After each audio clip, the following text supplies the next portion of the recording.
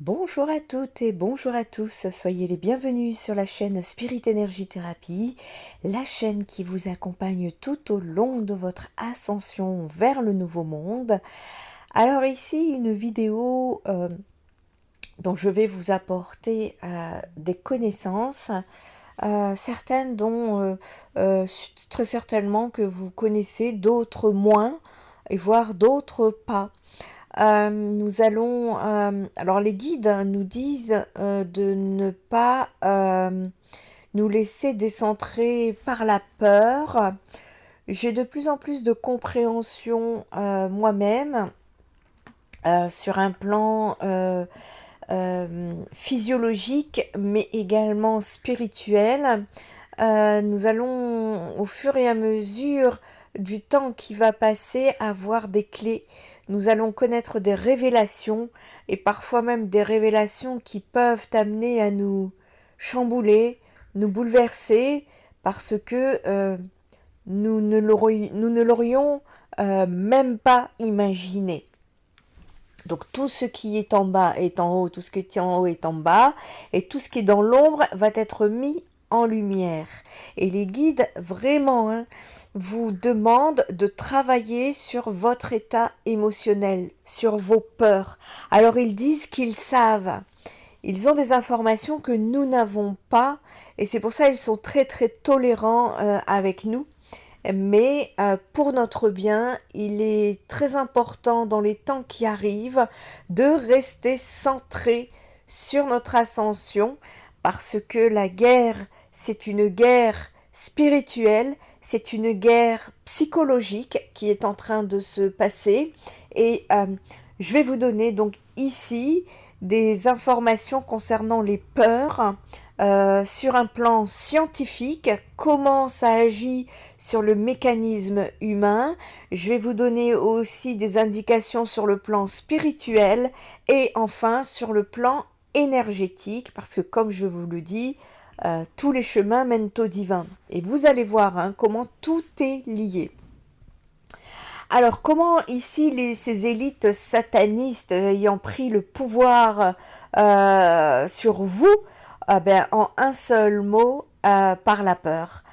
De l'inconfort poignant d'être seul dans une ruelle sombre à l'angoisse sourde que l'on peut ressentir envers un futur incertain, la peur prend différentes saveurs. Et si cette émotion nous vient d'un mécanisme de survie de base, comme se protéger de dangers mortels, de nombreux troubles psychologiques liés à la peur dépassent cette fonction initiale, comme les crises de panique, les phobies sociales, les troubles de stress post-traumatique, pour ne citer que, puisque moi-même, j'ai été victime de ça. Ces troubles ont tous en commun l'émotion qu'est la peur et des symptômes de réaction à une forme de menace. Les avancées technologiques en neurosciences permettent aujourd'hui d'explorer comment le cerveau crée des états de peur et de défense.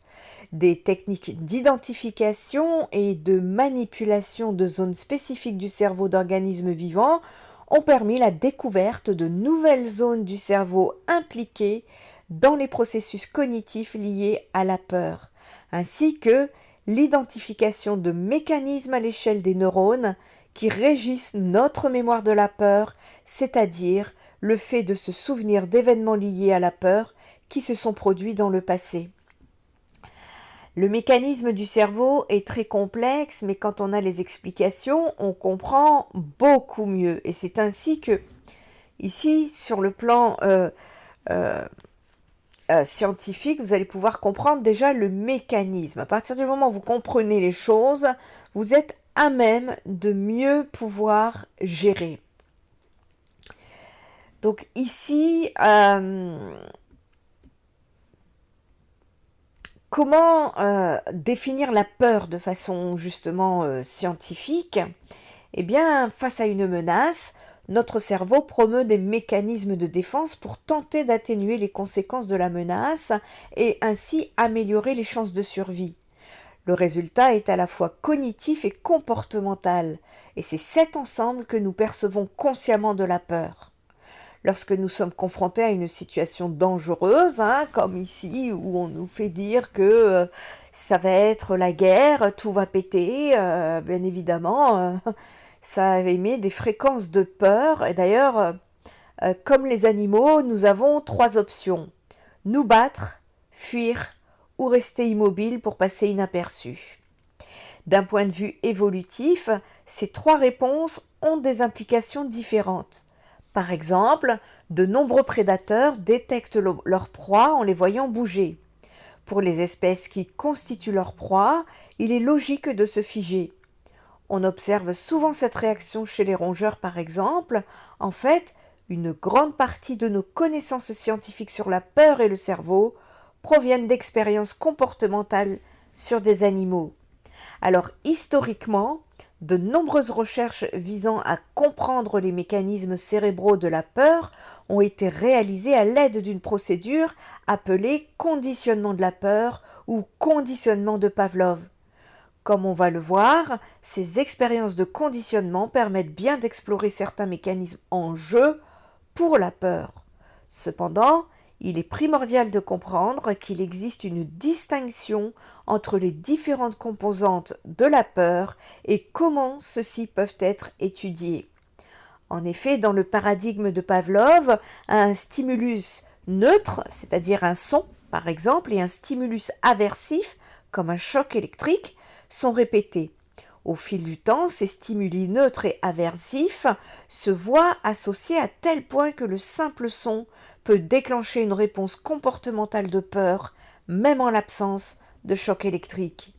Ce type de procédure de conditionnement a souvent été utilisé sur des rongeurs qui se figent alors en réponse au son.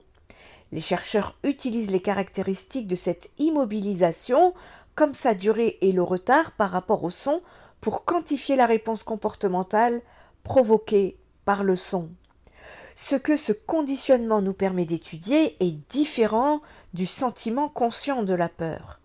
Lorsque le son se produit, il active dans le cerveau une association apprise entre son et douleur et conduit à l'expression de réponses défensives typiques de l'espèce pour faire face au danger. En d'autres termes, lorsque les chercheurs étudient le conditionnement de la peur chez les animaux, ils évaluent en réalité les réponses défensives qui sont suscitées par une menace plutôt que le sentiment de peur.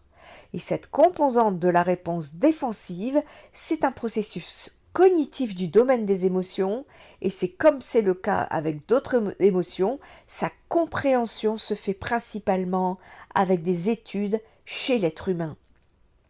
La peur elle-même peut être définie comme une expérience émotionnelle consciente, ou en d'autres termes, la conscience que l'on est soi-même en danger. De plus, bien que la peur puisse être considérée comme découlant d'une réponse à un stimulus externe, l'anxiété est un phénomène plus durable qui se produit en réponse à des menaces plus vagues et moins imminentes. Le cortex préfrontal est impliqué dans la prise de décision. En fait, c'est avec le cortex préfrontal que l'on prend nos décisions. La planification et la résolution de problèmes est responsable de la régulation et du contrôle des réponses émotionnelles et comportementales. Dans les situations où la menace n'est pas immédiate ou dangereuse, le cortex préfrontal peut annuler la réponse de peur initiée par l'amygdale, nous permettant ainsi de rester calme et rationnel. Le conditionnement de la peur a également été étudié chez les humains, notamment des humains ayant subi des lésions accidentelles du cerveau. Par exemple, des patients ayant des lésions de l'hippocampe ne se souviennent pas d'avoir été conditionnés, mais expriment des réponses défensives. En effet, le souvenir d'avoir été conditionné est une forme de mémoire explicite qui nécessite l'intervention de l'hippocampe. Par contre, l'apprentissage de la réponse défensive est une forme de mémoire implicite qui repose sur l'action conjointe de plusieurs régions du cerveau. En revanche, des lésions de l'amygdale perturbent la capacité à acquérir une réponse défensive, mais n'affectent pas la mémoire consciente d'avoir été conditionné pour le faire. Alors, pouvons-nous manipuler la peur?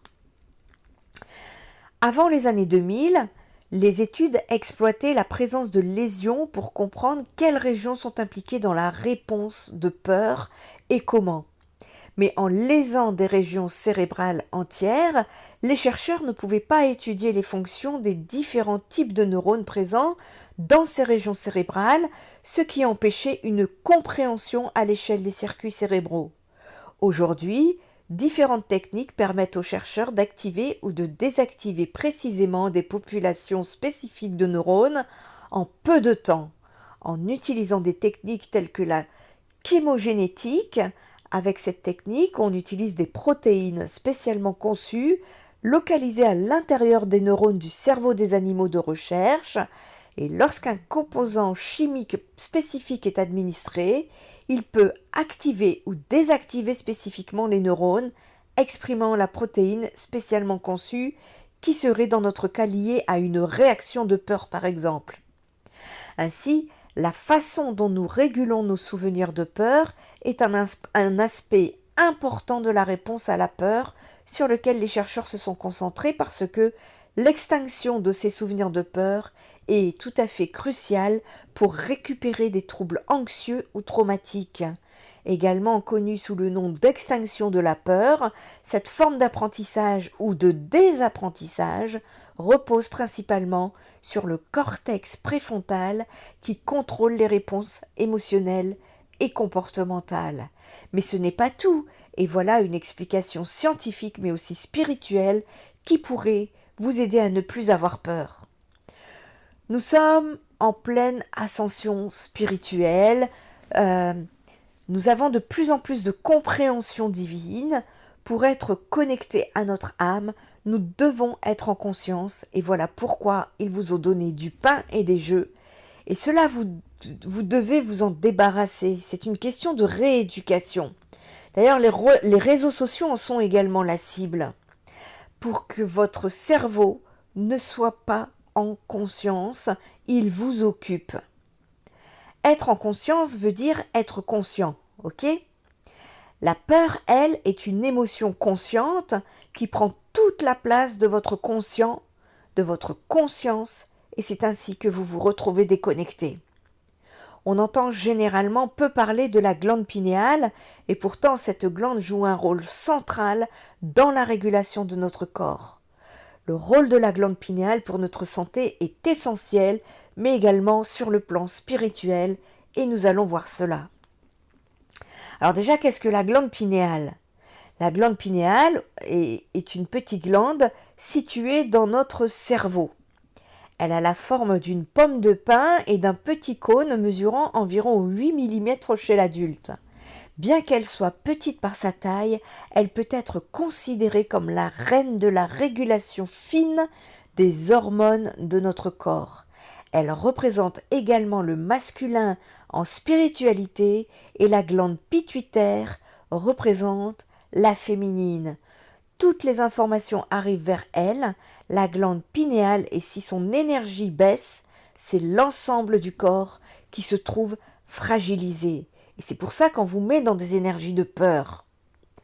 Il y a, je crois, je tiens à dire que je suis spirituelle, je n'ai pas de religion, Dieu à moi est tout amour, et ça reste comme ça. Alors, je vais vous citer ici un psaume 137, 2.6, qui dit « Le canal Ida veut dire féminin, est connecté à la glande pituitaire.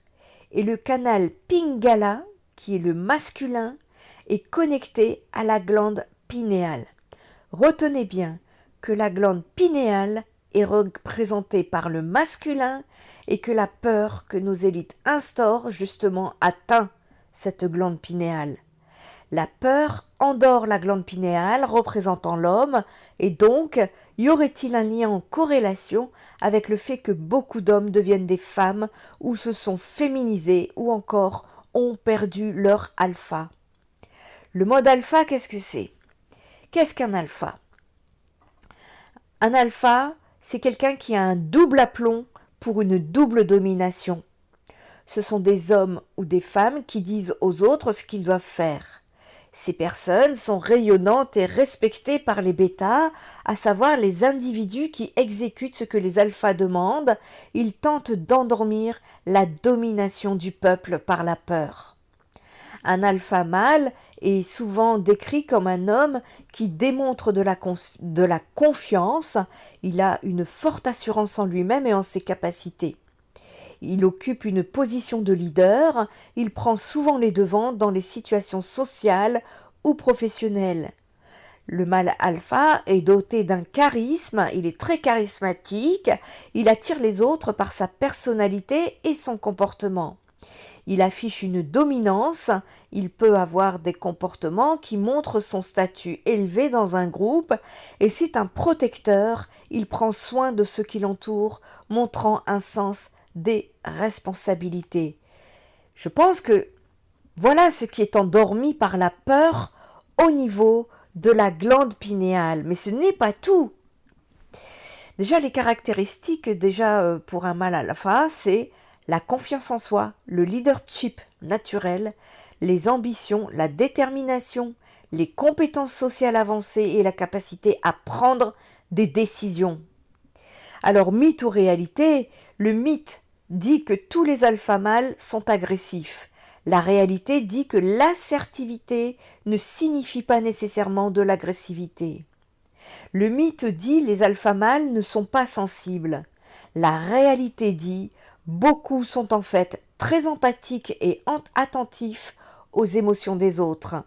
Le concept d'alpha mâle est souvent mal compris et stéréotypé. En réalité, il s'agit d'un mélange de traits de personnalité, de compétences sociales et d'attitudes qui peuvent varier d'un individu à l'autre. Alors imaginez si nous avions beaucoup trop de mâles alpha, comment le monde serait pris en main. Souvenez-vous, le monde est inversé. Donc si je comprends bien, ce seraient les femmes qui seraient dominantes pour renverser le monde. Une question me taraude, c'est pourquoi il y a plus de femmes que d'hommes dans la spiritualité. Quel rôle joue la glande pinéale dans notre corps? Alors nous allons voir ça d'une manière scientifique, mais également spirituelle, parce que la science n'a pas toujours les réponses spirituelles. La glande pinéale gère les circuits hormonaux ainsi que notre système immunitaire.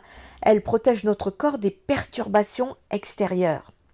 Et donc si celle-ci est affaiblie par les diverses menaces extérieures, elle endort votre glande pinéale. Votre glande pinéale, c'est la clé de votre santé cellulaire. Le rôle de la glande pinéale est essentiel pour notre santé et si son énergie est en berne, c'est les systèmes corporels de notre corps qui auront besoin de beaucoup plus d'énergie pour fonctionner. Elle est très sensible aux charges toxiques.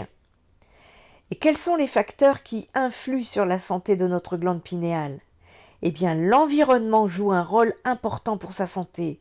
S'il y a trop de toxines dans le corps, ça rend son travail très difficile.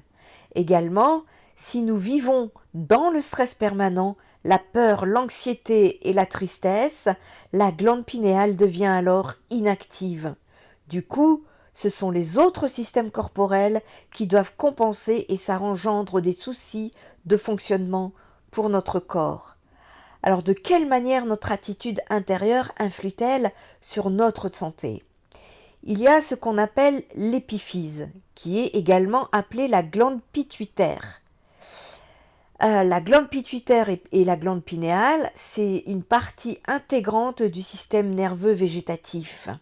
Et celui-ci, l'épiphyse, est influencé par nos interactions et notre posture intérieure. Si je me dis « personne ne peut m'aider, je suis seul », je me retire du monde.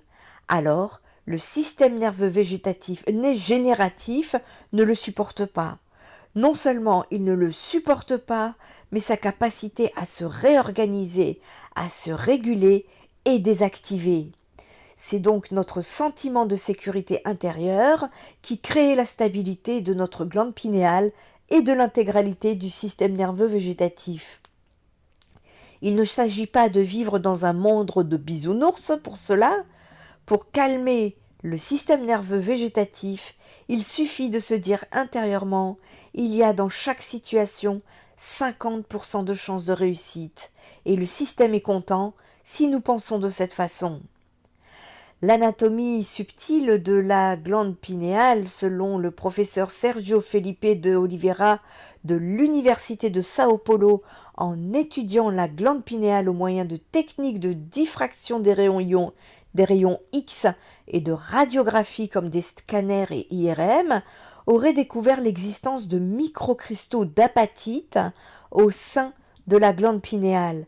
Ceux-ci seraient capables de réaliser des phénomènes de piézoluminance. Ces cristaux se mettraient à vibrer lors de la réception de fréquences élevées, d'où l'importance du taux vibratoire, et l'épiphyse servant alors de caisse de résonance, mais aussi lorsque nous élevons notre vibration, par exemple par de la prière, de l'énergétique, des méditations, du recueillement, des états modifiés de conscience, etc., ce qui nous ferait entrer en communication avec notre être spirituel et tout l'univers subtil et invisible qui nous entoure. Pour faire simple, ces microcristaux vibreraient et seraient des sortes d'émetteurs-récepteurs à l'instar des postes de radiocommunication. Ils capteraient et émettraient sur de hautes fréquences de façon subtile. En mode récepteur, ils capteraient les ondes électromagnétiques fines provenant des pensées humaines, des émotions, mais aussi de l'univers, des annales akashiques, des défunts, des guides, des êtres du monde céleste et du divin. Ce processus expliquerait entre autres la télépathie, dont c'est quelque chose, la télépathie, c'est le don qui me parle parce que mes dons médiumniques sont télépathiques. La médiumnité, la communication avec les défunts et les animaux, la lecture donc des annales akashiques, l'intuition, etc. L'épiphyse serait donc liée à nos talents psychiques, à nos pouvoirs dits surnaturels. En mode émetteur, l'hypophyse nous permettrait de communiquer avec l'univers et le monde spirituel. C'est sans doute par ce canal que fonctionne la loi de l'attraction lorsque nous lançons un appel, une pensée pour demander quelque chose à l'univers. Mais aussi lorsque nous prions, la prière étant considérée comme le téléphone de Dieu. La glande pinéale serait donc le relais essentiel entre la sphère spirituelle et le monde physique que nous connaissons, entre le haut et le bas et inversement. Cette glande abaisserait les vibrations, qui seraient donc des informations élevées qu'elle reçoit, afin que le cerveau puisse les intégrer et les transformer en messages. C'est pour ça, lorsque nous avons des canalisations, nous avons parfois du mal à trouver les mots pour le terrestre. Et ici, le cerveau reçoit donc des intuitions, des ressentis, des visions, des sons, des ondes, des vibrations qui sont compréhensibles par l'individu. Inversement, les pensées, les prières et les suppliques que nous réalisons seraient transformées en vibrations élevées par l'épiphyse avant d'être envoyées vers l'univers, les autres dimensions et le monde céleste. Il semblerait que plus une personne présente des cristaux d'apatite activés au niveau de son épiphyse, plus elle possède des talents médiumniques. Et je vais vous expliquer comment activer tout ça. Il est curieux cependant que ces microcristaux n'aient pas été détectés par les médecins lors de leur examen radiologique et histologique de l'épiphyse. Mais ce ne serait pas la première fois que des éléments soient négligés et découverts de façon ultérieure. Il est possible aussi que la taille de ces cristaux les ait rendus difficiles à repérer avec les techniques usuelles ou qu'ils aient été interprétés comme des artefacts, des structures calcifiées ou autres. L'avenir nous le dira. La glande pinéale, également connue sous le nom de troisième œil, est devenue et depuis longtemps associée à la spiritualité et aux expériences transcendantales. Située au centre du cerveau, la glande pinéale, et donc est cette petite glande de la taille d'un petit pois qui reproduit et qui régule des hormones telles que la mélatonine qui joue un rôle crucial dans la régulation des cycles veille-sommeil. Conscience supérieure et à l'éveil spirituel, la glande est souvent appelée le troisième œil car on dit qu'il est le siège de l'intuition et des capacités psychiques. On pense que grâce à la méditation et à la visualisation, ainsi qu'à d'autres pratiques spirituelles, nous pouvons tout à fait activer et ouvrir la glande pinéale, conduisant à des expériences spirituelles accrues et à une connexion plus profonde avec l'univers. Dans les anciennes traditions spirituelles orientales telles que l'hindouisme et le bouddhisme, la glande pinéale est considérée comme le centre du système des chakras, responsable de l'intégration du corps, de l'esprit. Les yogis et les praticiens de la méditation se concentrent souvent sur l'activation de la glande pinéale afin d'atteindre des états de conscience et d'illumination plus élevés. Dans la tradition ésotérique occidentale, la glande pinéale est associée au concept du troisième œil et est considérée comme la source des capacités psychiques et de la perspicacité spirituelle. Dans les écrits mystiques et des philosophes tels que René Descartes et Rudolf Steiner, la glande pinéale est considérée comme un lien entre les domaines physiques et les domaines spirituels. Des recherches scientifiques récentes ont également mis en lumière le rôle de la glande pinéale dans les expériences spirituelles. Des études ont montré que la glande pinéale produit et libère du DMT, diméthyltryptamine, un solide composé hallucinogène qui serait responsable d'expériences et de visions mystiques. Cela a conduit certains chercheurs à spéculer sur le fait que la glande pinéale pourrait jouer un rôle clé en facilitant les expériences spirituelles et transcendantales. Alors que le rôle de la glande pinéale dans la spiritualité reste encore largement entouré de mystères, de nombreuses personnes continuent d'explorer et de découvrir son potentiel en tant que passerelle vers une conscience supérieure et une croissance spirituelle, que ce soit à travers la méditation, le yoga et d'autres pratiques spirituelles. La glande pinéale reste un aspect fascinant et mystique de la conscience humaine qui continue de captiver et d'inspirer les chercheurs sur le chemin spirituel. L'un des principaux moyens par lesquels la glande pinéale a un impact sur la santé mentale, c'est par sa régulation du rythme circadien. Le rythme circadien est l'horloge interne de notre corps qui régule le rythme de divers processus physiologiques, notamment le sommeil, l'éveil et la production d'hormones. Quand la glande pinéale ne fonctionne pas correctement, cela peut perturber notre rythme circadien, entraînant des troubles du sommeil tels que l'insomnie ou l'hypersomnie. Ces troubles du sommeil peuvent alors exacerber d'autres problèmes de santé mentale, comme l'anxiété et la dépression. De plus, la glande pinéale a été associée à la production de sérotonine, un neurotransmetteur qui joue un rôle clé dans la régulation de l'humeur et des émotions bien-être.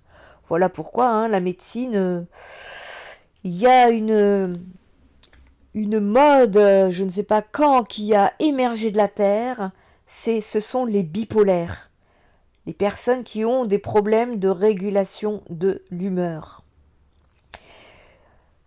Je ferme la parenthèse. Des études ont montré que des perturbations de la glande pinéale peuvent entraîner donc des déséquilibres dans des niveaux de sérotonine, ce qui peut contribuer au développement de troubles de l'humeur tels que la dépression et l'anxiété. En outre, des chercheurs ont également montré un lien potentiel entre la glande pinéale et la schizophrénie. Certaines études ont mis en évidence des anomalies de la glande pinéale de personnes atteintes de schizophrénie, ce qui suggère qu'un dysfonctionnement de cette glande pourrait jouer un rôle dans le développement de cette glande maladie mentale.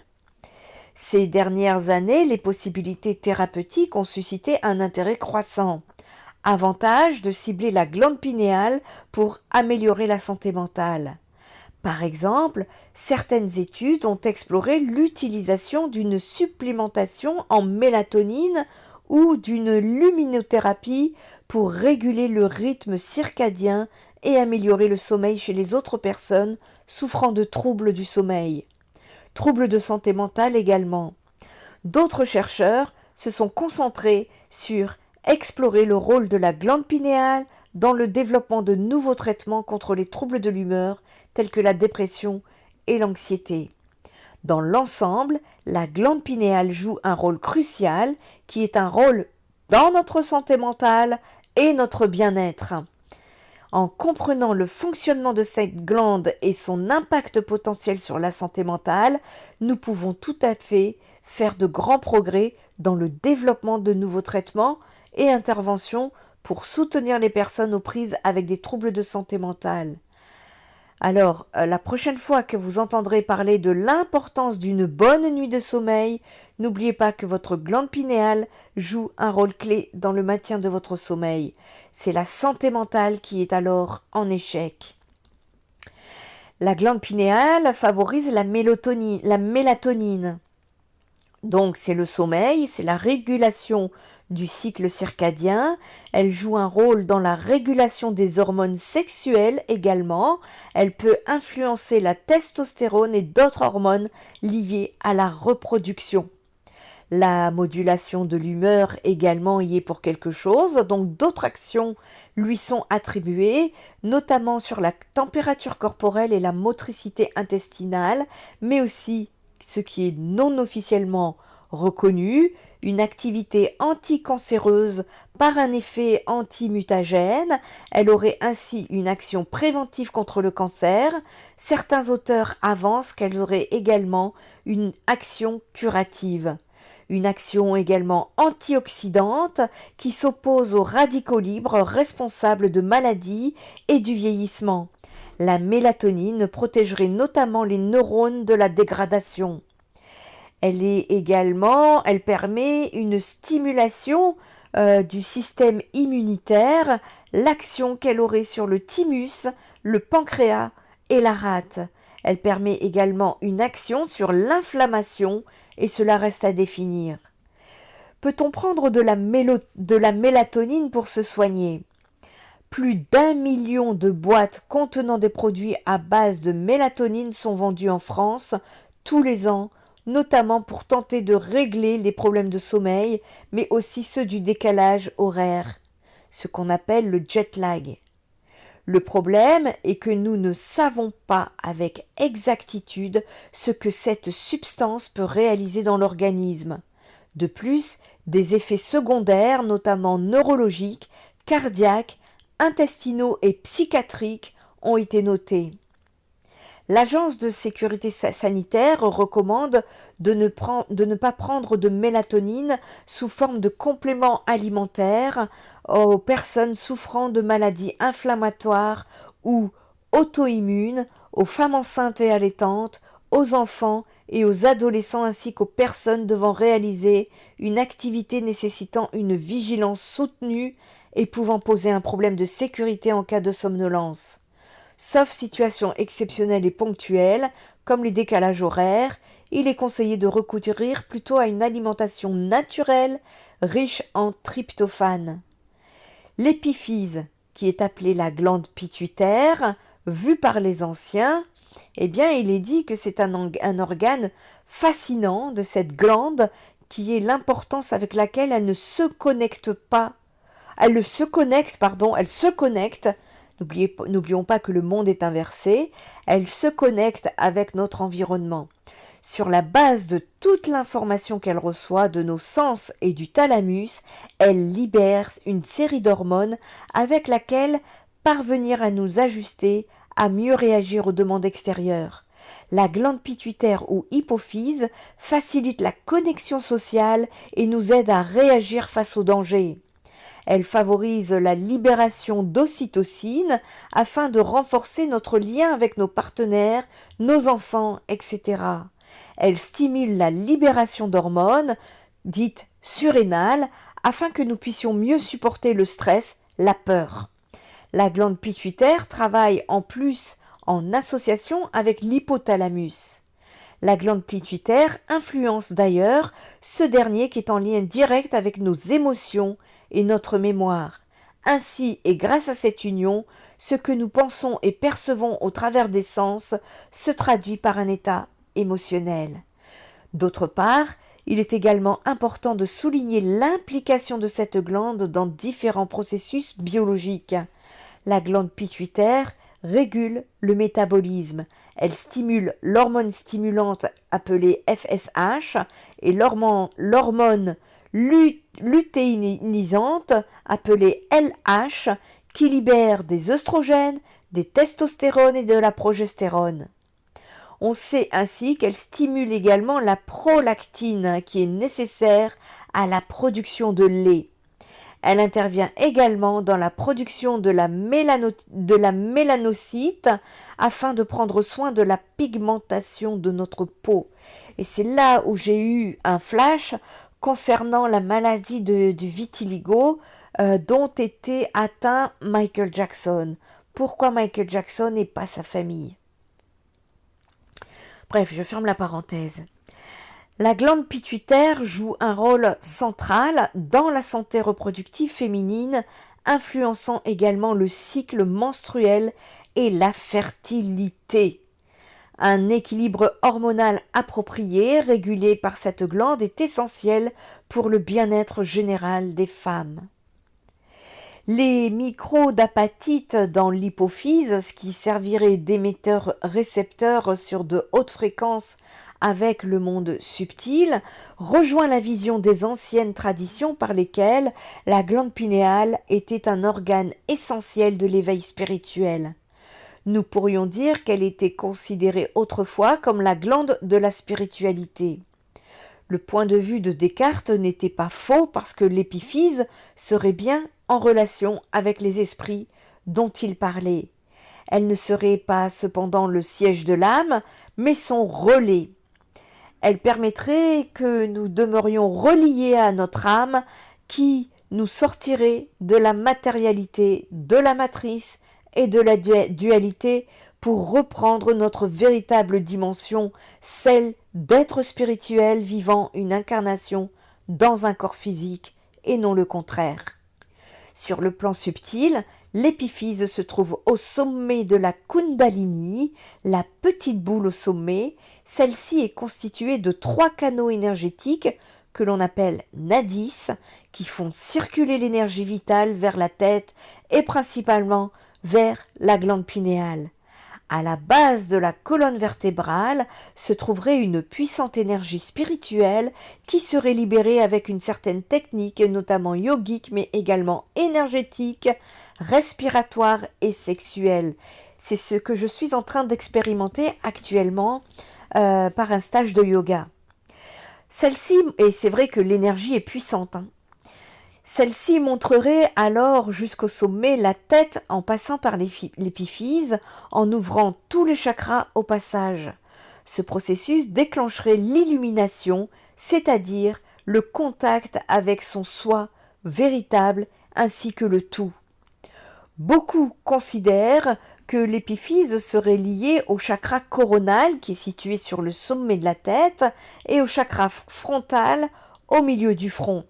Ce serait ainsi la seule glande hormonale reliée à 2 chakras à la fois. Pour ma part, je ne pense pas que l'épiphyse soit en lien avec le chakra frontal, bien que nous pourrions y voir le 3e œil. Celui-ci est relié à l'hypophyse, une autre glande du cerveau, et non l'épiphyse. La glande pinéale est considérée comme étant la glande de la spiritualité. Il est donc logique qu'elle soit associée au chakra coronal qui est rapport avec l'éveil spirituel. Elle est aussi en lien avec les yeux qui permettent, avec la lumière perçue, de moduler la sécrétion de la mélatonine. De plus, ne dit-on pas que les yeux sont le reflet de l'âme ? Quelles sont les autres actions de l'épiphyse ? En plus de la sécrétion de la mélatonine, l'épiphyse fabriquerait une faible quantité de DMT, que l'on appelle dimethyltryptamine. Lors des rêves durant la nuit, mais aussi en grande quantité lors du décès, certains y voient l'explication des expériences de mort imminente, les EMI, que présentent certaines personnes lors de leur arrêt cardiaque. Bien que cette hypothèse soit intéressante, elle est loin d'expliquer tous les aspects décrits par les expérienceurs et revenant d'une EMI. Nous pourrions peut-être voir dans cette libération de DMT au moment de la mort un cadeau de la nature afin de partir serein au moment du grand passage. Selon certaines sources, la DMT serait aussi libérée par l'épiphyse lors des méditations profondes, des techniques avancées de yoga et des états modifiés de conscience. Quoi qu'il en soit, le DMT est un puissant hallucinogène, il est le principal constituant de l'ayahuasca. L'ayahuasca qui est utilisé classiquement pour les voyages chamaniques en Amérique du Sud. Il est intéressant de noter que ayahuasca signifie en langue quechua, c'est-à-dire du peuple indien du Pérou, qui est cher à mon cœur, le vin de l'âme. Et j'en viens à un produit que l'on appelle drogue en France, de façon très exagérée. Alors cela peut choquer certains esprits conditionnés, mais il faut poser l'information quand même.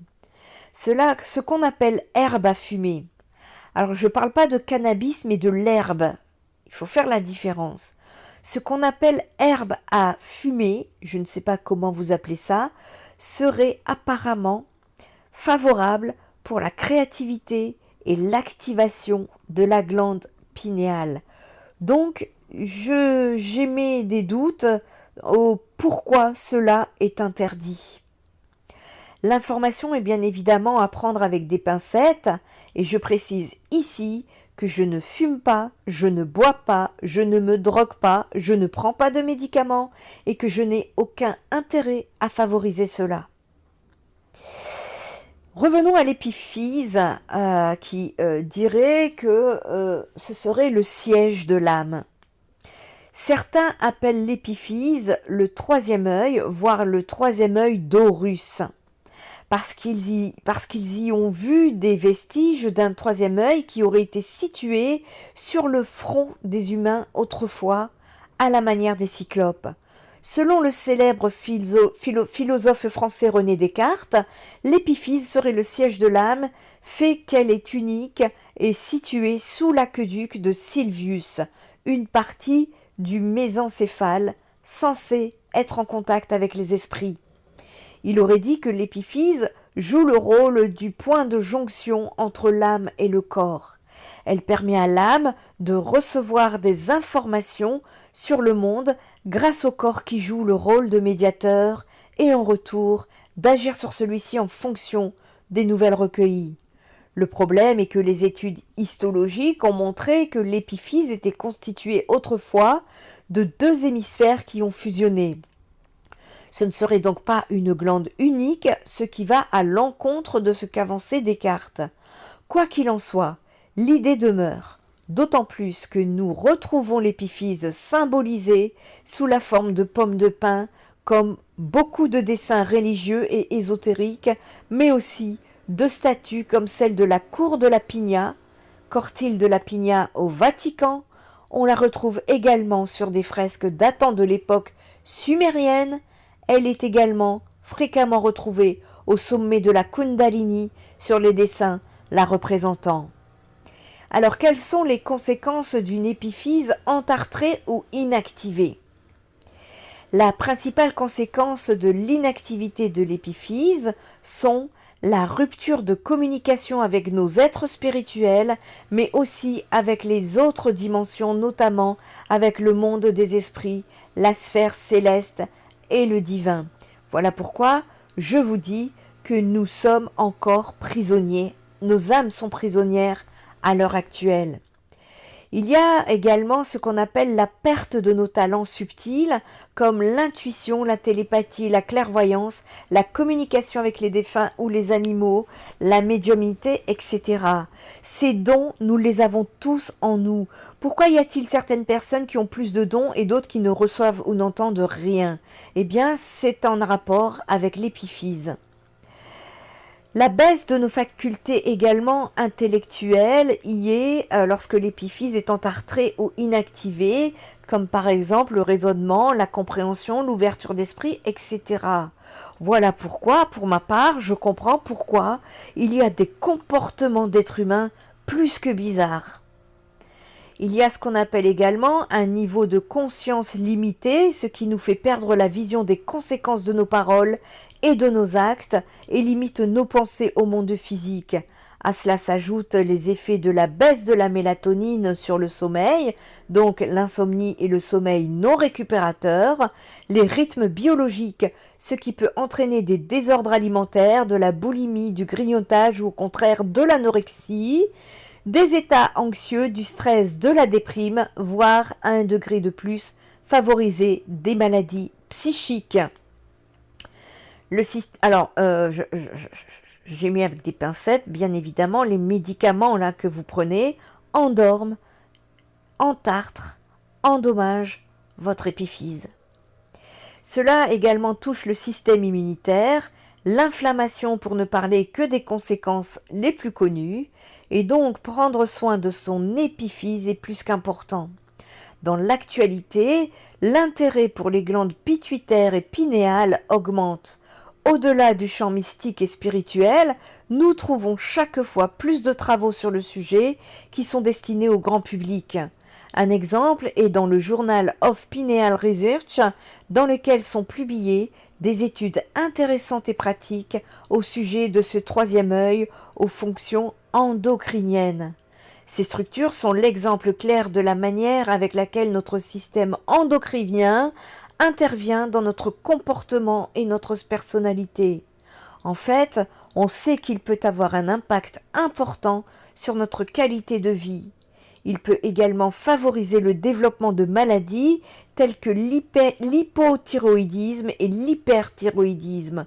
Notre poids ainsi que notre métabolisme n'en sont pas les seuls affectés. L'état de motivation et même notre sommeil nocturne sont des effets de ce trouble hormonal.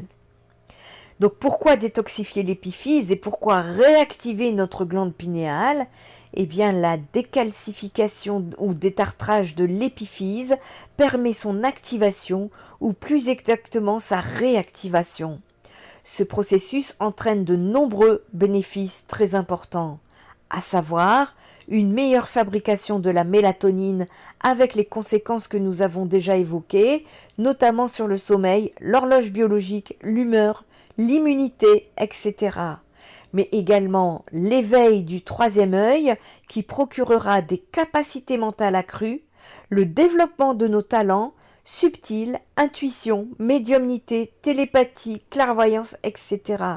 Ce phénomène est peut-être lié à une meilleure fabrication de DMT qui nous permettrait de shunter le conscient pour nous mettre directement en contact avec le monde subtil sans entrave. Une conscience élevée est apportée, mais également la connexion avec les plans subtils, une ouverture sur la spiritualité et le monde divin. C'est ainsi que tant sur le plan physique que spirituel, nous avons beaucoup à gagner en détartrant notre épiphyse afin de la rendre fonctionnelle. Quelle substance entraîne la désactivation de l'épiphyse et qu'est-ce qui encrasse la glande pinéale? Alors bien évidemment, la peur, c'est le sujet de cette vidéo, mais pas que. Certains produits sont capables d'encrasser l'épiphyse, notamment les microcristaux d'apatite qu'elles contiennent. Entourés d'éléments polluants, ces derniers ne sont alors plus capables de vibrer correctement, ce qui provoque qui bloque le processus émetteur-récepteur. Plusieurs substances sont montrées du doigt par de nombreux chercheurs. Ce sont le fluor et les halogènes. ou génures, les halogénures. Les halogénures sont des combinaisons chimiques de métaux avec le fluor, mais également avec le chlore, le brome et l'iode qui ont la caractéristique de décristalliser fréquemment. Cette pollution est reconnue par la médecine. Le fluor serait attiré magnétiquement par l'épiphyse. Il fixerait le calcium et favoriserait la formation de cristaux de phosphate de calcium, c'est-à-dire de calcification, et l'excès de fluor favoriserait la baisse des capacités mentales. Il aurait été utilisé dans les camps de concentration et dans les goulags pour enlever les velléités agressives des prisonniers. Le fluor endort l'agressivité des personnes du peuple qui pourraient se rebeller. On retrouve le fluor dans les dentifrices. Il serait intéressant ici de retrouver les études qui ont démontré qu'une prise de fluor prévenait les caries dentaires. Les compléments contenant du fluor, notamment, se donnaient aux nourrissons. Donc on atteint l'épiphyse des nourrissons dès le départ. Vous le trouverez également dans l'eau du robinet. Dans certains médicaments, comme les psychotropes, comme le Prozac. Le calcium, surtout lorsqu'il est consommé en excès avec les produits laitiers et les compléments alimentaires, mais également des métaux, les métaux dont principalement le mercure, mais aussi le plomb et l'aluminium. Il est d'ailleurs connu que l'aluminium présente un effet neurotoxique. De plus, l'épiphyse se situant en dehors de la barrière hémato-encéphalique, il est facile à ces polluants de la pénétrer et de la polluer.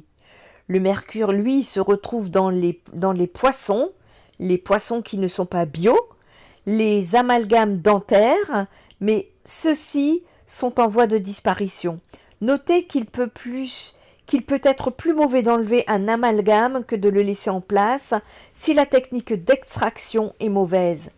Et les métaux, bien évidemment, on les trouve dans les vaccins, mais il semble que le mercure n'y soit plus utilisé. Il convient cependant de vérifier si elles ne contiennent pas encore du thiomersal, qui est un composé organo-mercuriel. À ce propos, les vaccins seraient fabriqués à base de fœtus. Vous les trouverez également dans des pesticides. Les pesticides, notamment le glyphosate, qui se combinerait au fluor pour produire des substances nocives. Vous avez également les édulcorants de synthèse qui sont également suspectés. Les éléments perturbateurs de l'épiphyse sont nombreux. Elles peuvent venir perturber donc ce fonctionnement de l'épiphyse qui est la glande pinéale. Nous pouvons en citer deux essentiels. Donc, la concentration de votre attention, de vos pensées et de vos actions dans la matière. Les événements, les situations conditionnées par le formatage, liées à notre éducation et à la société, entraînent une mentalisation exacerbée. Un stress semi-permanent, une rumination incessante et une focalisation sur les affaires matérielles mettent notre épiphyse hors de circuit et ainsi nous coupent de la partie élevée de notre être. C'est pour ça que j'ai hâte que les banques se cassent la figure de façon à ce qu'on arrête de courir vers l'argent. Pour le moment, j'ai bien compris, nous avons un loyer à payer, nous avons des factures, nous devons nous nourrir. J'ai très bien compris ce côté-là, mais il est aussi essentiel que ce monde s'effondre pour que nous puissions retrouver cette partie élevée de notre être. C'est certainement une des raisons du dépérissement d'ailleurs de l'épiphyse chez les enfants à partir de l'âge de 7 ans, à la suite de leur formatage éducatif. Car bien souvent avant cet âge, ils étaient en contact de manière naturelle avec le monde subtil et possédaient des talents hors normes. Les champs électromagnétiques artificiels de la haute fréquence pourraient également brouiller les émissions-réceptions de l'épiphyse parce que situées sur les mêmes longueurs d'onde. Alors comment détartrer l'épiphyse ? Avant de détartrer notre épiphyse, il convient en premier lieu de supprimer les sources polluantes que nous avons évoquées précédemment. Avoir une alimentation sans pesticides, notamment des poissons bio sans mercure. Supprimer les dentifrices et les compléments comprenant du fluor, les vaccins contenant du thiomersal, des amalgames dentaires, des édulcorants de synthèse, etc. Certains produits permettent la détoxification de l'organisme et de l'épiphyse. Ce procédé nécessite plusieurs mois. Il est ainsi conseillé de faire des cures de 2 ou 3 mois régulièrement plutôt qu'une prise continue afin de laisser votre organisme récupérer entre-temps. Les remèdes les plus simples à prendre sont la spiruline ou la chlorella à dose forte, la coriandre qu'il est facile d'ajouter à nos salades, l'ail commun et l'ail des ours à ajouter aux plats consommés, le vinaigre de cidre riche en acide malique pour l'assaisonnement de vos salades, le citron bio riche en acide citrique sous forme de jus ou de tranches de citron avec la peau, laissée macérer dans de l'eau. Il y a également le magnésium sous forme d'oligo-éléments qui inhiberait l'absorption cellulaire du fluor. Nous pourrions ajouter la betterave qui est riche en bore, l'iode, le gingembre frais, l'huile d'origan et des produits plus difficiles à manier comme le MSM. Des techniques sont également intéressantes comme le jeûne qui nettoie l'organisme. Le jeûne intermittent est facile à réaliser. Il consiste à dîner tôt le soir, vers 17h-18h par exemple, et de petit déjeuner tard le matin, vers 8-9 heures, ce qui laisse l'organisme au repos pendant 14-15 heures. Les soins énergétiques également sont efficaces pour activer l'épiphyse. Un soin énergétique intemporel est également, je pense, a également été proposé par le docteur Luc Baudin, dont moi-même je suis formée aux soins énergétiques. Il y a également l'isothérapie, qui est une technique homéopathique consistant à prendre le polluant, comme le mercure, les pesticides ou autres, à dose infinitésimale afin de l'éliminer de l'organisme. Des remèdes homéopathiques le peuvent également, comme le Mercurius solubilis, 9CH pour le mercure, le Fluoricium acidum, 9CH pour le fluor, le Plumbum metallicum, 9CH pour le plomb, le borax, 9CH pour la détoxication.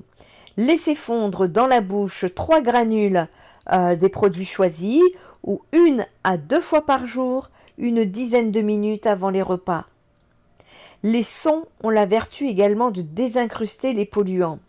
Il est possible d'utiliser pour cela les gongs, les cymbales, les bols tibétains, les bols de cristal vibrant sur la note si, les tambours, la prononciation du Aum, qui serait d'ailleurs le son primordial, ce qui serait très intéressant. Il fait partie du célèbre mantra Om Mani Padme Hum. Dire pour cela plusieurs fois à haute voix et lentement Aum.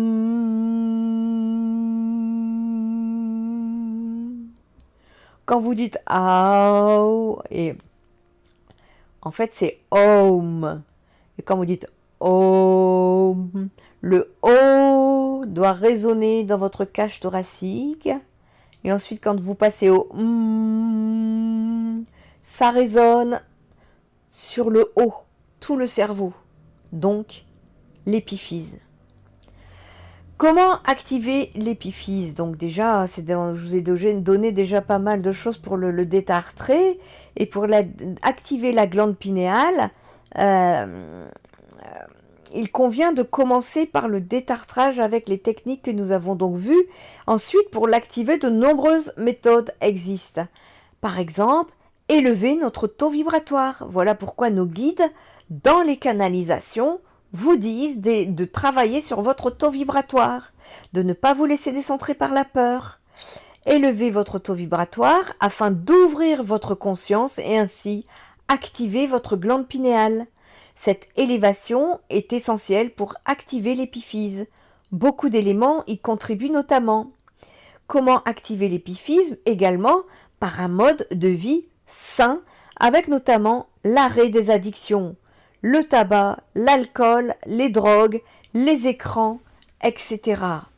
Une manière de plus de penser, pour plus d'informations, pour élever son taux vibratoire, il y a beaucoup d'informations qui traînent de nos jours et vous pouvez tout à fait trouver la vôtre. Il est également intéressant de capter les énergies environnementales, de dormir dans le noir le plus complet pour préserver la glande pinéale et favoriser la sécrétion de la mélatonine. L'observation de la lumière soleil matin et soir permet de stimuler l'épiphyse. Il ne s'agit pas de regarder le soleil directement parce que ça peut être mauvais pour vos yeux, mais autour du soleil. Au début, vous allez pleurer. Vos yeux ne sont pas habitués. Même les yeux sont endormis. Les yeux, je vous le rappelle, sont le reflet de l'âme. Donc, il convient de regarder cette lumière avec par exemple des activités extérieures et non directement le soleil afin de préserver vos yeux. Vous avez également, les guides vous parlent souvent de méditation dans les canalisations. Eh bien, la méditation, c'est le recueillement, la prière, les états modifiés de conscience et sont excellentes pour activer l'épiphyse, mais aussi les activités artistiques et les balades dans la nature. Certains soins énergétiques sont absolument remarquables dans ce sens. Vous avez donc, comme je vous ai expliqué, le son Om, comme vu précédemment. Il est probable que l'écoute de musique classique, surtout le Mozart, religieuse, comme des musiques, des chants grégoriens ou relaxantes, aide à activer la pinéale. Le port d'une pierre apatite serait également aussi intéressante parce qu'elle rentrerait en résonance avec les microcristaux d'apatite de l'épiphyse. Et même si cette technique n'est pas certaine, il est facile de porter une petite pierre d'apatite sur soi.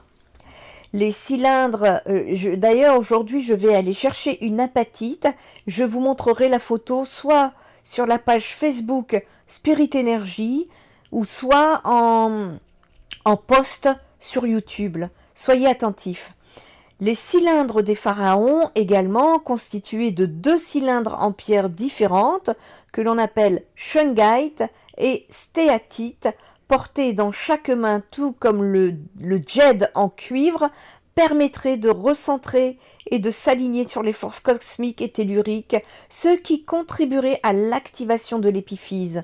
Ils sont vendus dans les boutiques ésotériques, par exemple, des shungites et des stéatites.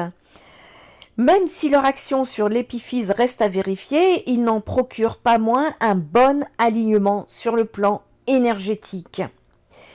Une autre technique, le simple à réaliser, consiste à placer une main devant son front à une dizaine de centimètres et de la faire tourner dans le sens des aiguilles d'une montre en demandant l'activation de son épiphyse. D'autres méthodes ont été élaborées à base de respiration, de techniques yogiques, d'éveil ou de montée de la Kundalini. Elles nécessitent un apprentissage et un formateur compétent. Pour ma part, la montée de la Kundalini, je me souviens avoir eu très peur la première fois que j'avais ressenti ça. En fait, j'avais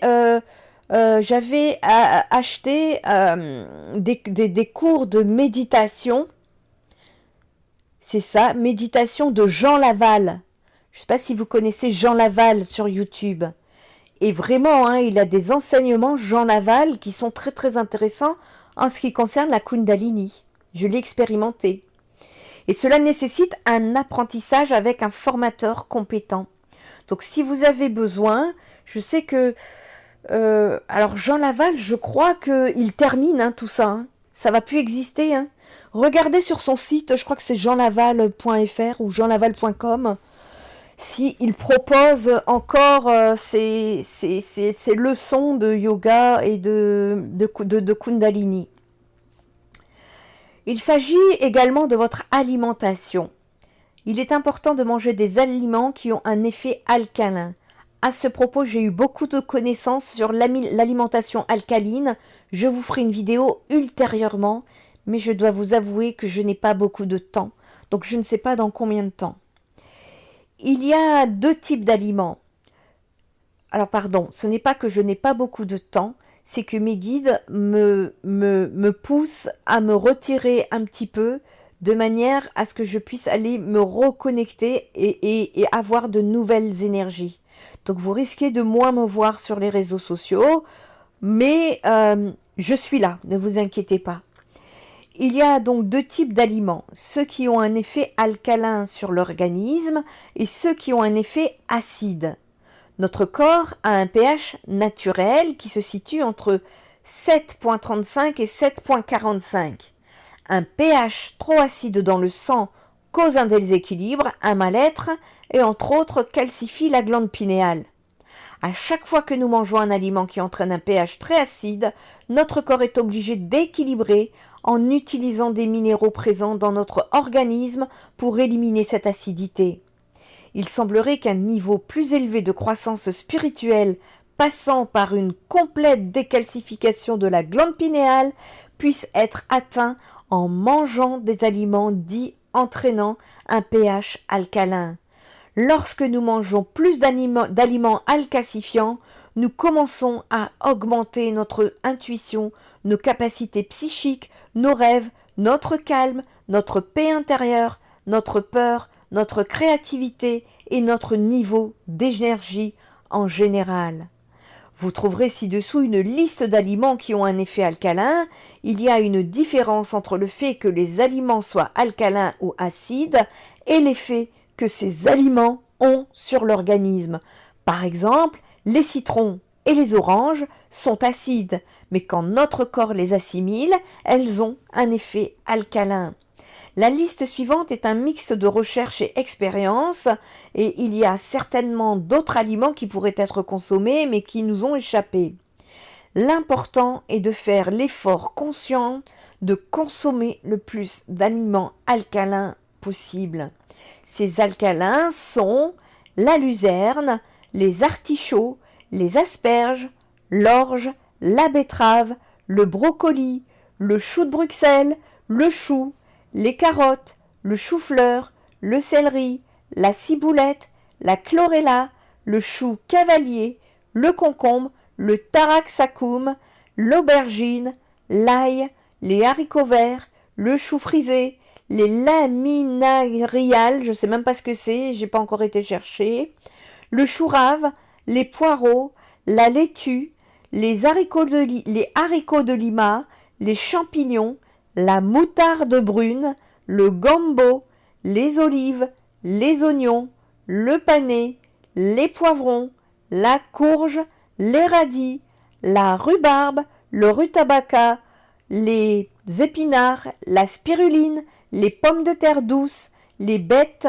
les navets, le cresson de fontaine, l'herbe de blé, l'igname, les courgettes, la pomme, l'abricot, l'avocat, la banane, les mûres de boisène, les dattes, le cantalou, les cerises, les noix de coco, les groseilles, le pomelo, les raisins, le melon, le kiwi, le citron vert, la mangue, la nectarine, l'orange, la papaye, la pêche, la poire, l'ananas, les raisins secs, les framboises, les fraises, la tangerine, la tomate, la pastèque, les amandes, le sarrasin, les châtaignes, le cumin, les graines de lin, les graines de fenouil, les lentilles, la macadamia, le millet, les noix de pécan, les graines de courge, les graines de sésame, le piment, la cannelle, le curry, le basilic frais, le sel de mer. Personnellement, je prends le sel de l'Himalaya, le sel rose d'Himalaya, la sauce soja, l'huile d'olive et la stevia. En revanche, les aliments qui ont un effet acidifiant sont la viande, le poisson, le poulet, la dinde, etc. L'alcool, d'ailleurs l'alcool est une porte ouverte aux démons dans votre corps. Les édulcorants artificiels, les tartres, les aliments riches en sucre, le lait et les produits laitiers, la farine blanche, le sucre raffiné, les pâtes, etc. Un équilibre acido-basique sain est 80% alcalin et 20% acide. Vous voyez, avec toute cette liste, vous avez l'embarras du choix de pouvoir vous nourrir.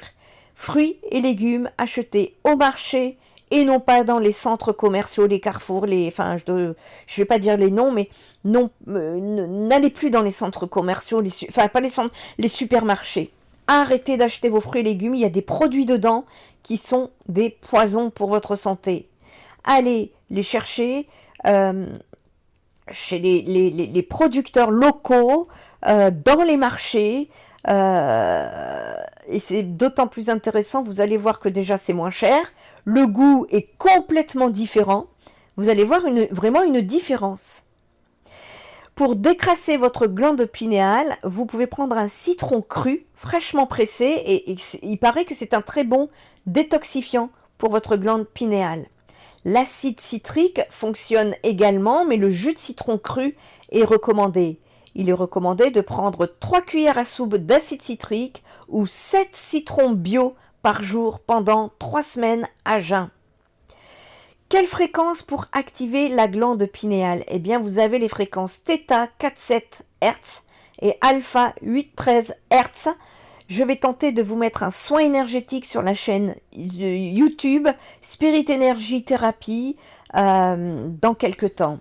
Ces gammes de fréquences sont associées à la relaxation et à la contemplation. Les recherches montrent que l'utilisation peut être très utile pour se détendre, méditer ou s'endormir. Activer votre troisième œil pourrait améliorer votre santé mentale. Les praticiens holistiques pensent que lorsque la glande pinéale est activée, cela peut conduire à un sens accru de l'intuition, à une clarté de pensée et à une meilleure conscience de son environnement. Le monde est inversé, soyez inversé dans l'autre sens. Ils vous font peur? Chantez, dansez pour revenir en conscience positive. Cela doit être une habitude maintenant que vous comprenez que leur mécanisme de vous atteindre par la peur est bien réel. Les mélanges également d'huile essentielle chamanique appelée clarté et reliée à la glande pinéale du centre de l'esprit ajna. Il facilite l'inspiration ainsi qu'une immense force de compréhension. L'anxiété due à la peur de l'inconnu ou à la peur de ne pas être compris déséquilibre ce centre. Au niveau des pierres, nous en avons déjà parlé, et les pierres composées d'apatite, en fait, c'est la glande pinéale qui est composée de cristaux d'apatite, se montrera particulièrement réceptive à certaines pierres, comme évoquées au-dessus, mais également associées aux pierres déjà évoquées.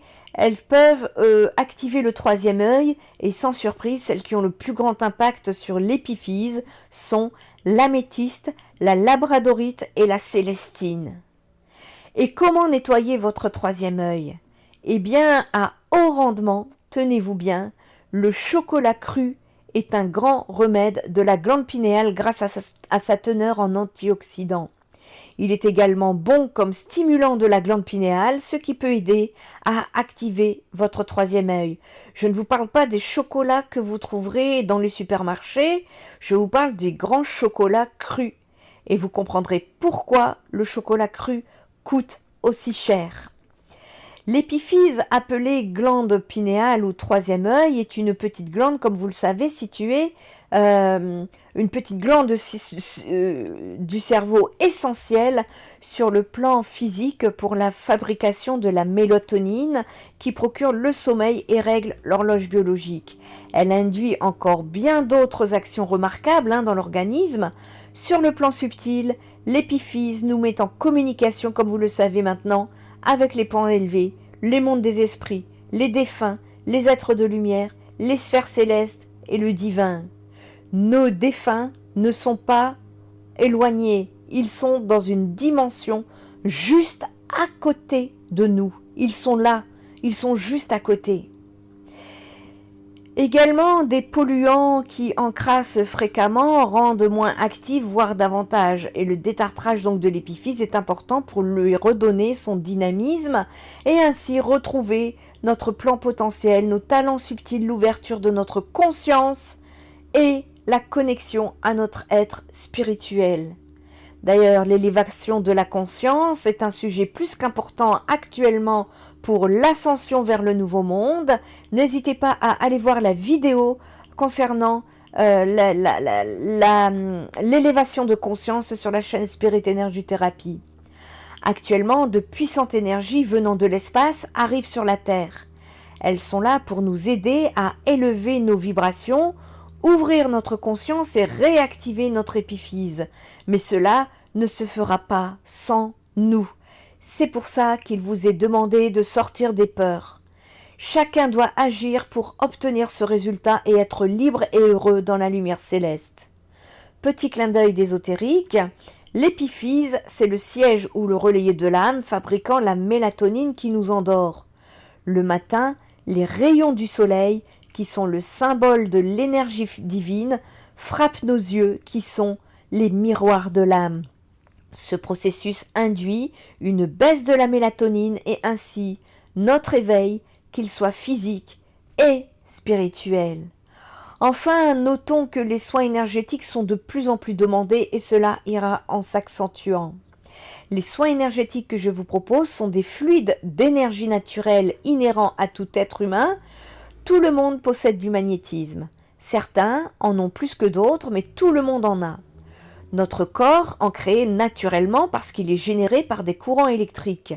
Notre corps est composé d'une multitude de fils électriques appelés systèmes nerveux, passant par la colonne vertébrale et qui permet de transmettre des informations afin qu'il fonctionne. Sa biologie comme le battement du cœur ou la digestion par exemple, mais également sa motricité comme bouger la main ou marcher. Ce sont donc des influx électriques qui passent de la tête au niveau de la colonne vertébrale pour distribuer toutes ces informations. Donc, une multitude d'électricité à chaque seconde. Et comme Tesla, l'inventeur de la pile, l'explique, quand un courant électrique passe dans un tube, cela crée du magnétisme. Les pensées créent généralement également de l'électricité. Les émissions via notre cerveau vont générer aussi un champ électromagnétique. Dans le corps, ce magnétisme est conduit par l'eau et comme nous en sommes constitués en grande partie, c'est pour ça aussi que notre corps réagit avec la pleine lune. Je vous ai fait une vidéo à cet effet pour cela. C'est de cette manière que tout est véhiculé à travers nous-mêmes. Pourquoi certains en ont plus que d'autres de magnétisme?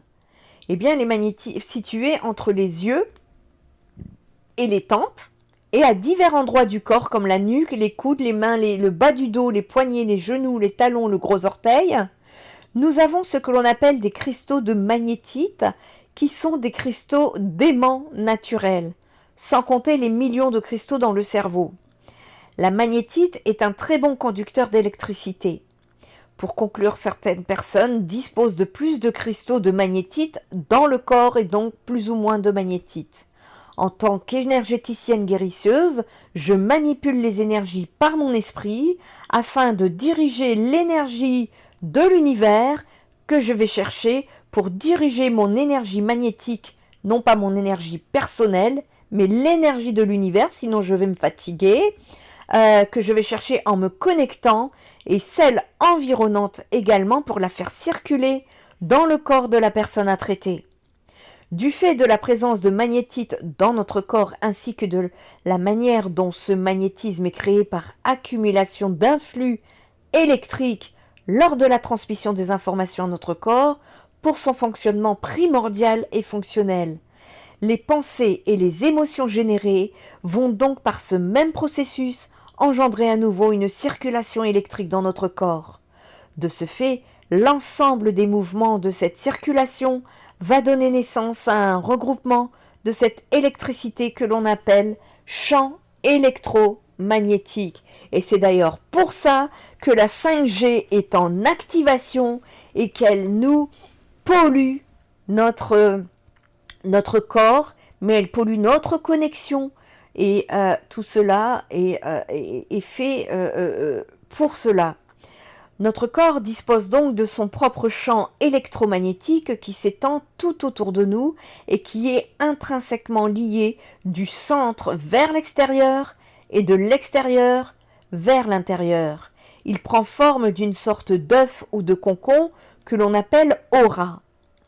Même s'il n'est pas visible à l'œil nu, il est pourtant bien présent, comme les ondes radio, le Wi-Fi, elles aussi restent invisibles, mais sont bien présentes. Le corps humain est un système complexe d'organes en relation les uns avec les autres qui doivent être accordés pour fonctionner correctement. Un peu comme une guitare bien accordée pour créer des sons harmonieux. Les glandes endocrines contrôlent les fonctions de l'organisme par l'intermédiaire de substances chimiques appelées hormones. Ces dernières agissent comme des messagers chimiques qui voyagent dans tout le corps par voie sanguine. Les hormones, elles libèrent, régulent l'ensemble des pulsions et des émotions fondamentales comme la joie, la plénitude, la colère, la peur, le chagrin. Elles stimulent la croissance de l'identité sexuelle. Je répète, les glandes endocrines stimulent la croissance de l'identité sexuelle. Comprendra qui comprendra? Le métabolisme, elle contrôle la température du corps, le système immunitaire, la régénération des tissus et la création d'énergie. Nous retrouvons donc 7 glandes endocriniennes. Les glandes surrénales pour les reins, qui sont reliées au premier chakra. Les corticosurrénales, système génital urogénital relié au deuxième chakra sacré. Le premier, c'est le racine. Le pancréas qui, lui, est relié au troisième chakra, plexus solaire. Le thymus qui est le système immunitaire, qui est le quatrième chakra du cœur. La thyroïde qui est parathyroïde, qui est le cinquième chakra de la gorge. La glande pituitaire ou hypophyse qui est le sixième chakra, le chakra du troisième œil, et la glande pinéale qui est le septième chakra, qui est le chakra coronal. L'hypophyse est une glande endocrinienne très importante parce qu'elle sert d'agent de liaison entre le système nerveux et le système endocrinien. Elle est reliée à l'hypothalamus. En lien avec cette dernière, elle produit plusieurs hormones qui servent à réguler les autres glandes endocrines et la production de nombreuses hormones. Autrement dit, nous pouvons comprendre le lien entre notre aura ou champ électromagnétique et les chakras et les glandes endocriniennes. En effet, si le fonctionnement de certaines glandes est affecté, cela aura un impact sur notre corps, mais également nos pensées, nos émotions, notre inconscient, notre psychisme, notre psychologie, notre vitalité, notre système immunitaire, etc. Comme d'ailleurs sur notre aura, alors qui devient d'ailleurs un miroir énergétique de notre corps. Nous pouvons comprendre alors l'utilité de maintenir un bon système énergétique fluide afin de garder un bon fonctionnement optimal du corps et inversement. En gardant un mode de vie équilibré sur tous les plans, nous pouvons conserver un bon fonctionnement de notre corps ainsi que notre esprit pour une bonne énergie. Que cela soit par notre alimentation, notre sommeil, notre activité dans tous les domaines créatifs, loisirs, social, sportifs, amoureuses, amicales, spirituels, artistiques, travail intellectuel, à chacun de trouver ses activités, à chacun d'aller chercher sa mission de vie. Nous devons aussi apprendre à réagir en fonction des expériences de notre vie, en fonction de notre personnalité, de notre philosophie, de nos émotions et de nos pensées. Tout cela en étant conscient de l'incidence sur nos différents corps. De ce fait, Nous pouvons ainsi comprendre l'utilité de ces médecines douces, dites holistiques, les différentes thérapies d'accompagnement qui vont permettre un rééquilibrage en douceur des centres d'énergie pour permettre une bonne circulation dans le corps et ainsi que l'incidence sur nos différents corps énergétiques pour modifier et transformer notre vie. Les séances de soins énergétiques ont donc pour but de rétablir une bonne circulation de cette énergie magnétique dans le corps physique, équilibrer également les centres d'énergie, renforcer l'aura, ou là, en tout cas là où c'est nécessaire. Elles permettent de libérer des mémoires, les charges électriques inconscientes qui vous empêchent de vous connecter à votre présence, votre vitalité, votre équilibre, votre force créatrice. Vous pouvez être plus connecté en pleine conscience avec votre âme dans la matière, puisque la Terre possède elle-même son propre champ électromagnétique. Dans le cas d'une pathologie ou d'un état de santé faible, il peut donc être un accompagnement efficace en parallèle d'un traitement médical. En conclusion, c'est une approche différente de notre vie que l'on voit ici émerger avec l'ascension, qui en découlera. La notion de prévention ou d'écoute de soi peut permettre d'évoluer dans sa vie, ainsi que d'éviter des troubles qui peuvent être la résultante de déséquilibres. C'est comme si nous disposions d'une cartographie énergétique, miroir de notre corps et de notre esprit, permettant de déceler un potentiel futur, un potentiel symptôme futur avant qu'il y ait une incidence néfaste sur votre corps. Il peut aussi repérer un aspect ou un domaine où nous pouvons progresser pour évoluer dans votre vie. La physique quantique étudie depuis de nombreuses années le phénomène de l'énergie. De grandes inventions sont à venir et elles vont permettre de pouvoir justement vous soigner et vous guérir de façon naturelle. Elle est décrite comme un mouvement d'atomes et de particules dont est constitué l'univers, comme chaque chose qui la compose. La matière étant une forme condensée d'énergie, la physique quantique ne considère plus le corps comme un ensemble d'organes, un assemblement d'organes, mais bien comme un champ vibratoire et énergétique constitué de milliards de particules en mouvement qui échangent entre elles des informations. Cela laisse donc entrevoir des possibilités de grandes découvertes dans les années futures. Cela fait de nombreuses années que nous déclarons n'utiliser qu'un faible pourcentage des capacités de notre cerveau. Nous sommes dans une période où nous prenons petit à petit conscience de la force de notre esprit et que nous réapprenons à nous servir de notre conscience intuitive qui nous permet d'accéder à des informations ainsi qu'à une connaissance de nous-mêmes dépassant largement les capacités de notre conscience analytique. En équilibrant les deux, nous pourrons être en pleine possession de notre potentiel pour accueillir notre être dans sa globalité et ainsi piloter notre vie en pleine conscience. Il est dit que le divin est en nous et j'ai compris que le divin était notre glande pinéale, c'est le siège de l'âme, c'est la maison interne de notre divinité. Voilà pourquoi il est de votre intérêt de ne plus attacher aucune importance à la peur que ces élites vous imposent en permanence afin de pouvoir vous octroyer cette libération tant attendue. Libérez-vous des peurs. Vous devez vous dire « je m'en fous ». Vraiment, ne donnez plus de réponse. Et c'est pour ça qu'une vidéo a été effectuée avec l'aide de mes guides sur la chaîne Spirit Energy Therapy intitulée « Cessez de nourrir la bête ». Vous avez les explications, vous avez le fonctionnement de la mécanisme de la psyché humaine. Vous avez donc toutes les explications, comment ça fonctionne sur votre corps, pourquoi vous n'avez pas tous ces dons, et si vous voulez travailler vos dons, vous devez déjà vous concentrer sur l'épiphyse, la glande pinéale, la glande pituitaire également, allons-y, hein. Et ici, il est recommandé vraiment de pouvoir être toujours dans l'instant présent, en cœur et en conscience. J'espère que cette vidéo va vous aider dans votre ascension vers le nouveau monde, parce qu'il va falloir se délester encore de beaucoup de choses pour pouvoir s'alléger et s'élever, et les guides nous aident dans ce sens. Remercions-les, n'oublions pas de les chérir, de leur envoyer beaucoup d'amour. Les guides nous demandent d'envoyer de l'amour sur Gaïa. N'hésitez pas à envoyer de l'amour dès que vous êtes en conscience.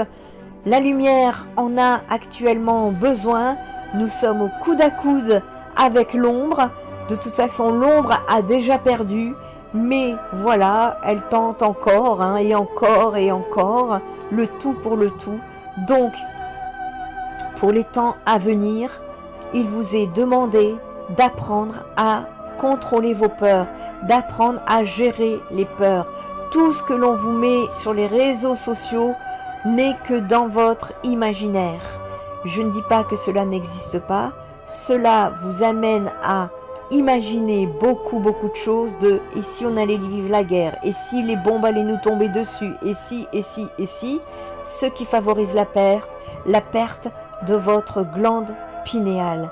N'allez pas l'endommager plus que de raison, nous en avons tous besoin. Vous savez que de nouveaux dons nous seront attribués, et c'est par cela que cela va se passer. Donc je vous invite ici à travailler votre épiphyse, et en tout cas, en attendant, prenez bien soin de vous, prenez soin de la planète et prenez soin des autres. Spirit Énergie Thérapie, ta guérison commence ici.